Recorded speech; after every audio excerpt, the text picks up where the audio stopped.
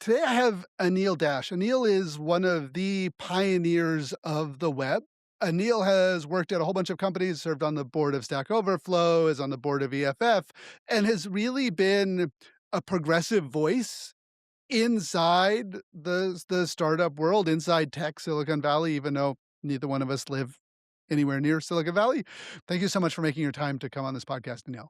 Thanks for having me.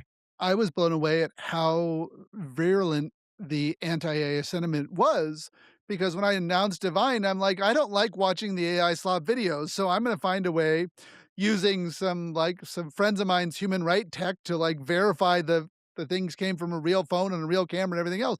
And I'd known about this proof mode, C2PA verification stuff for a long time. And it was just like this esoteric way of verifying cameras were real, Mhm. and they were using it for human rights of it. And so I was just like, "Oh, this is cool. I'll throw it in there and everything else." And then it blew up, which is just like Vine's back and no AI slop. And the level at Yeah, which people's reactions to that what blew me away, off the because charts. Yeah. I use the technology. I use Claude Code all the time. That's how I built it so quickly as a one person project. And, I'm deeply worried that we have taken the commons of all humanity and we have privatized it. And so Yeah. I think that some of these open source things and asserting rights, say, no, you can't take everybody's copyright things and remix it and then just privatize that and not hand it back out and not have, accountability and everything else.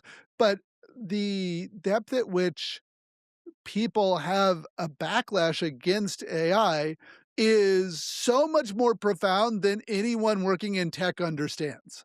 They don't get it. And there's a couple reasons why. I think first and foremost, what AI does in helping us code is takes away the drudgery and lets us do the part that's creative and soulful. Yeah, it's so much And what fun. It's playful. right. And what AI does in other creative disciplines like writing, illustration, is it takes away the soulful part and leaves you with the drudgery. And so people Miserable. are left with the misery, right? And I say this because I'm both a writer and a coder. And so people have the opposite experience where they're like, how could you possibly like this thing that is taking away the part that is the joy?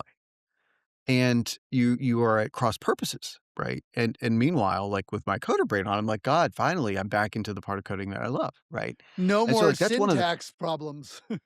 exactly. So that's one of the very first huge schisms about like Yep. you're seeing the complete opposite side of this technology. And then the second part is people are reacting to their feelings about the tech industry writ large, which is about the only parts they see, which are the execs, right? So you have this handful of tycoons, the richest people in the world. They are dabbling in stuff like going into space. They are consorting with the worst people in the world, like Jeffrey Epstein. They are, as far as we can see, firing everybody in sight. And while they're doing it, being absolutely brazen, right? So, Elon Musk going on social media and saying horrible things or making child abuse material or sharing Nazi memes, right? And if those are the people who are making AI, and they are, I don't like it. You know what I mean? I'm like, why would I want that tool, right? And by the Or way, on Peter the Thiel, who side, can't even say that he wants humanity to survive. right, right, right, and has been saying for years that he wants to he wished that women couldn't vote or whatever it is, right? And so, like, if those are the people making these tools, and also they will put every artist I know out of out of out of their home, like, yeah, that tool sucks, right? And so then from the, like, day-to-day coder's lens, they're like, "Oh, I've always hated those guys. I've never seen those guys as tech. Those guys are financiers. They're not tech. They don't write any code. They have nothing to do with me. Everybody I know in code is peers like me that write code. By the way, a bunch of my friends have been laid off, so we're beleaguered by AI too, and I'm judging it by the thing I have running in my local dev environment, and have you seen this thing that I've been using?" Right? So it's completely a different lens, and people are saying different things, like, the word means a different thing. And not having empathy for the fact that, like, if you're not deep inside this cohort, tech is a thing that happens to you. It's not a thing that you use. It's not a thing you have control over. It is merely, at best, the thing when you're writing an email that jumps in front of your cursor because somebody has a KPI at Google and is like, I'm the worst clip you've ever seen in your life, and I'm going to get in front of you trying to write an email or trying to write a doc and make it worse. And so, like, that part is, and I have all the You have empathy in the no world for agency like, in that world. right, It's like the internet we weren't trying to build. The internet we were trying to build was this internet that has built on open source and free software where everybody has the ability to shape it and we build it together and it's a commons. And that internet exists, but that is not the internet that people who just use prepackaged software see. 100%. And even when we say that, our super techie cohort is like, "Oh, well, I just went 47 levels deep into the Google Docs settings and then downloaded a browser extension, and I was able to disable Gemini getting into my Google Docs. So I don't, why don't you just do that?" And so there's this huge disconnect about the lived experience here where they're like not even describing the same internet, and the same experience. So that thing about that feeling of like tech happens to you is so unnerving. And then again, even at a more lived level, who has their, you know, aunt and uncle sending them memes on Instagram and Facebook of AI slop that is And they can't tell. radicalizing them, and they don't know that it's slop, right? And again, we were like, I can tell because of this, this, and this, because I have this media fluency, because I am privileged enough to be in tech, which has made me wealthy, which has given me the free time to be able to learn media fluency, right? And so, like, there's all these layers. And then the last part, I don't want to go too far in this room, but I think it's really important. So many of us in tech or tech adjacent have also been able to have a income that lets us support a spouse, a partner, a roommate who then works in a nonprofit, in education, in government, in all these social good areas, right? That sort of then lifts people up. And like as 500,000 people plus in the US have been laid off in tech, so too falls that network that holds those people up, right? So like we're going to see this second order collapse. And especially in the United States. In the Yes. United States, we Yes. don't And have this massive social there is safety no net social, that's right. supporting it. So we've been Exactly. using our social network, our actual interpersonal network to Our support surplus income, right, the the surplus income culture. from working in tech has been the subsidy for the tattered remains of the social safety net, and people can feel that. So when they say, "I hate AI," they're like, it doesn't just put me out of work, it puts out of work the person who was the thin thread that was holding up that other part of social safety net. So, like, all that to say, when people are like, "Yeah, I hate this AI stuff." Like, that's really what they're saying is like, this is the one place I can plant a flag and say, "Enough. I can stop the advance of this thing," because I can't name all the other places that tech is in my life for being inflicted on me. Like, I can't say I don't wanna be like, speaking of myself personally, it's like Anil Dash, like, I don't wanna be on Facebook, right? No. But or But WhatsApp or you don't wanna Instagram. lose connection to your aunts and uncles and cousins and school Exactly, like, friends and everyone else. but right, exactly, like, I have family in India, I have to be on WhatsApp. I have, like, school stuff with the kid, you gotta be on Facebook groups, right? Like, when I'm gonna be like, I have a principled stance that I can't know when the kid's, like, school concert is, right? You know what I Yeah, mean? Like, you're gonna be that guy? They can't be that yeah, guy, And so, no. like, that stuff is, like, the social coercion is so powerful, and Facebook knows it.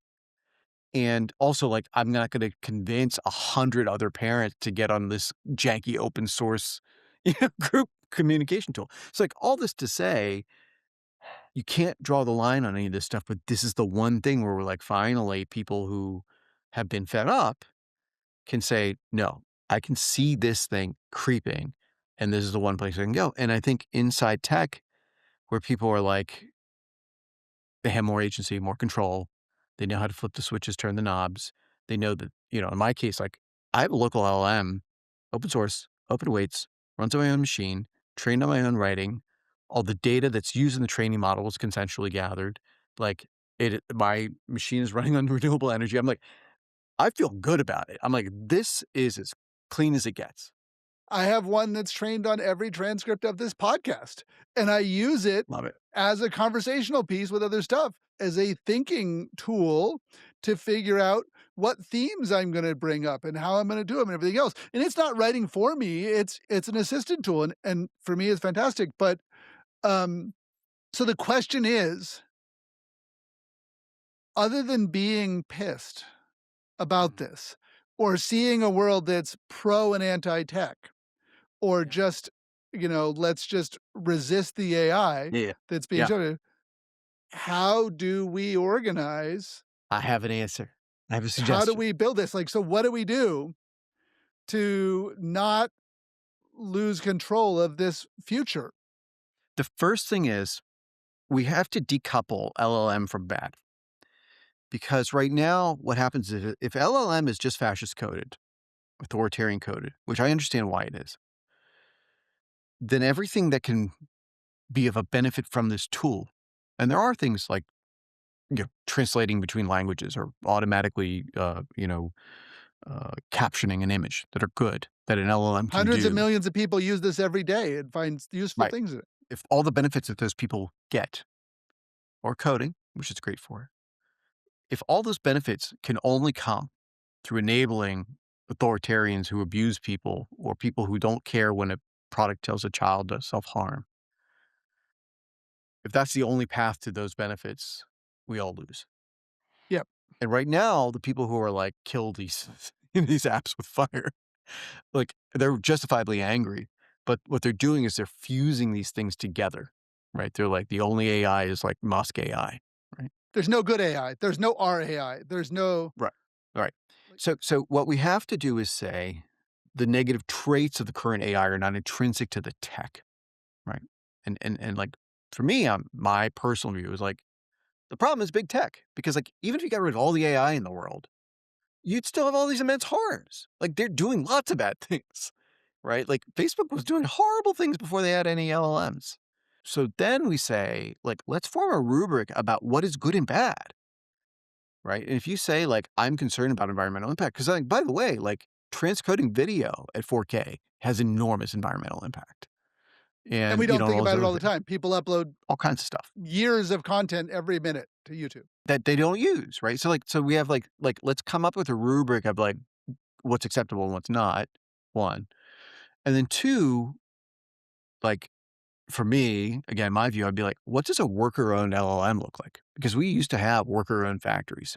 And then if we say a worker-owned, peer-owned, consumer-first, user-centric, human-centric version of an LLM, and like again, my list would be like reduce the environmental impact, train on consensually gathered data, run open source, open weights, run locally, like be inspectable so that I can actually observe what it's doing, all these kinds of things. That's a minimum list, but let's start there. If I had those, and I do on my current model, I'm like, okay, I feel like I can, in good conscience, run this. Now, it's hard to set up. Like, it's got to be usable. All the other stuff. Okay, fine. It's all of that. But if I can have that in a box, push a button, run that, and it's like as good as a frontier model was 6 or 9 months ago, I'm a pig in mud, baby. I'm happy, right? That's the first part. And then if we can get people to say, this is okay. This one's okay. You have control over it and teach people this has the green check mark, right? This has the happy seal. This is one to run if you want to run an AI that you can feel good about. Two, this is the thing where if you hate AI, tell people use this at least instead of that one, right? This is how you sort of strike back. You don't have to use it yourself. The fair trade option, the organic option. Exactly. And it's really important because the abolitionist position is not gonna work overall. There's too much entrenchment, and I think it's hard to say that because people are like, "Stop using the inevitability argument," and I understand why they push back on that, and I the thing I gotta say is, like, the grief I have over just take Facebook. Like, we pushed back so hard in the early days of social media, like, gotta decentralize, gotta use all these alternatives, we're building all these platforms, all this interop, and we failed, right? And for me, it's very personal where, like, I know some of the activists that stopped Facebook from doing free basics in India, and it was incredible. Yep. And I'm so impressed by them and so proud of what they did, and it is really meaningful. And then Facebook went next door and did free basics in Myanmar, and And we saw what happened. the Rohingya genocide happened less than a year later, right? Us being like, "Don't use Facebook," didn't work, right? No. And if we'd have said, "I don't care, make the shittiest, fastest Facebook clone you can and get there. Just get there. Give them something, anything that does what this does." It could have made a difference. You know what I mean? Like hold your nose and suck it up, and I know what your principles are, and you're right, and we're gonna do it anyway, and just ship.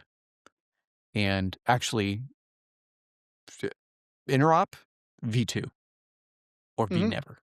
Just get it out the door and give it to them. Let them own it. Let the people of Myanmar put it in their language and do it. Let the Rohingya people run it. I mean, because the Myanmar case, they spent all this effort lobbying to get internet access and only bothered to hire one person who spoke Burmese.